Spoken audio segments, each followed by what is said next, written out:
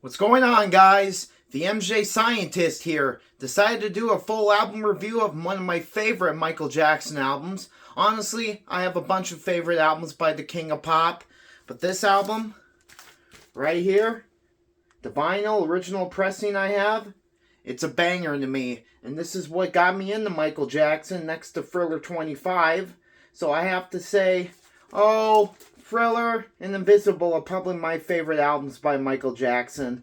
But anyway, you guys, I'm going to do a song review of every 16 songs on the album.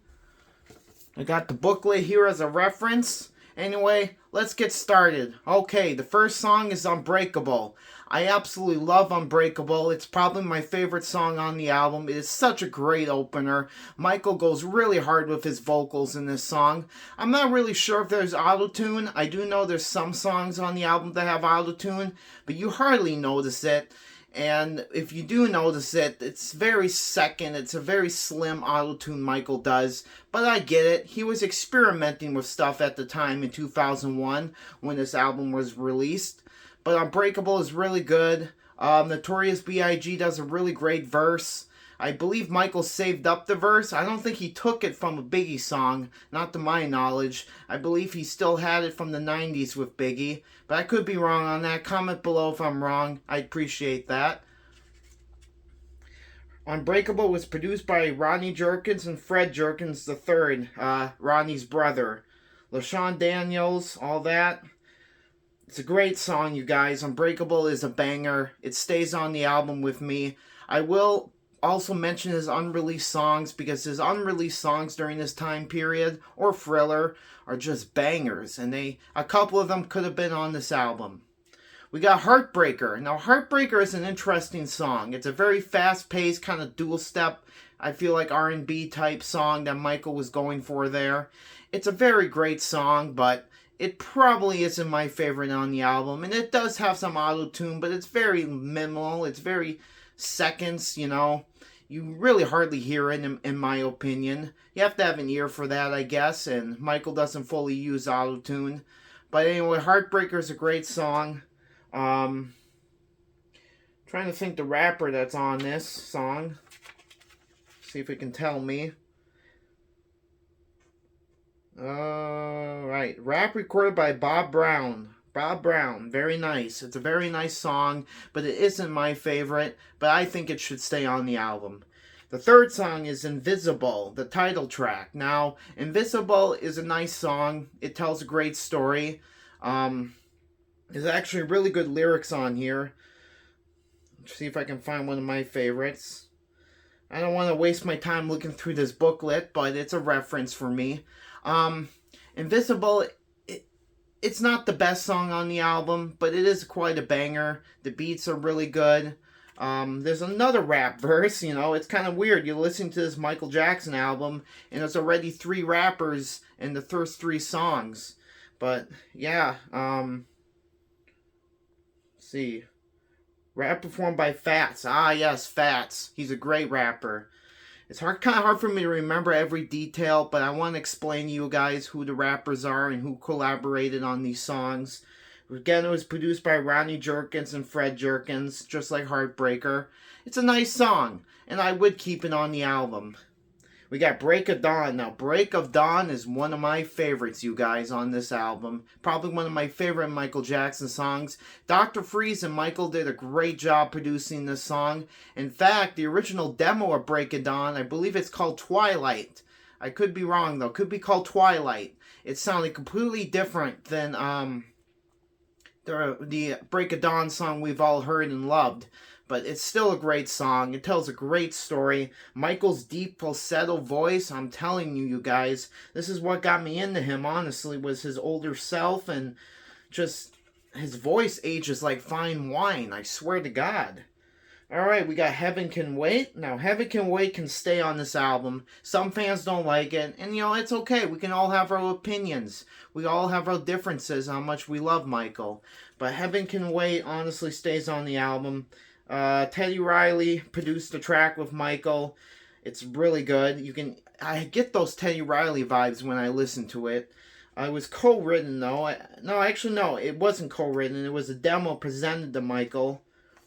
I can't remember who presented it to him, though. Well, I'm not going to look. But anyway, Heaven Can Wait is a fantastic song. It's not originally written by Michael Jackson. And to me, it's actually very eerie listening to it after he passed. You know, Heaven Can Wait. It most certainly can. We got You Rock My World. Now, You Rock My World, the skit stays in there. I don't care. The Chris Tucker skit and him laughing and giggling, and it's so funny. Chris Tucker is an amazing person. He's really funny to me. He's one of my favorite comedians. But the skit to me can stay in there. Of course, You Rock My World was, I think, the lead single from the album. It didn't hit #1 on the charts. It could have, but I don't think it did.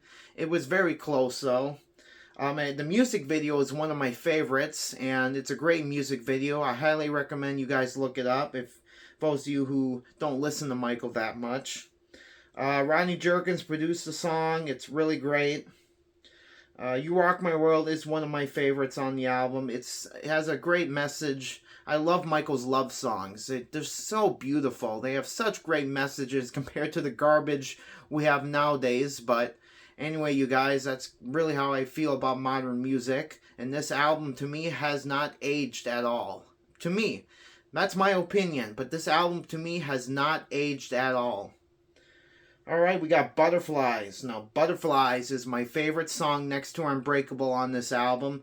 Butterflies stays. It's great. It's an amazing song.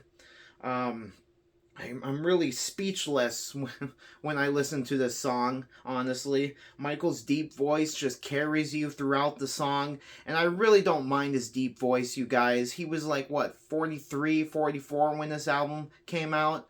So, it can stay. I mean, his deep voice on most of these songs is just amazing to me.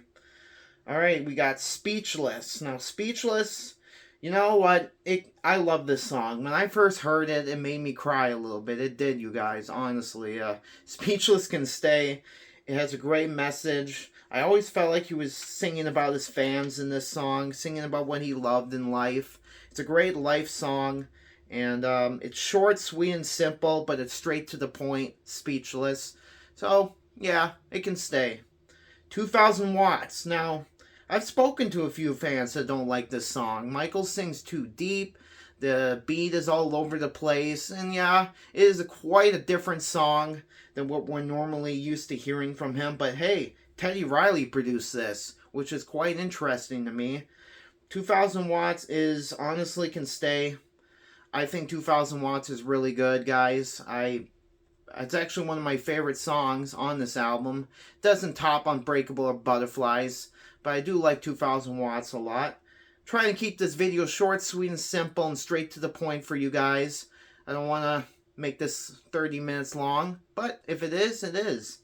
You Are My Life. Now, I always thought he was singing about his kids in this song, You Are My Life. It's really, I feel like, about his children. And it's a great message, very spiritual song, very enlightening. But honestly, there's some ballads or songs that could have replaced this. Blue Gangster maybe could have been on this. Beautiful Girl, if it was fully completed. Moonwalking Kingdom, shout out to him. I agree. Beautiful Girl would have sounded amazing if it was completed.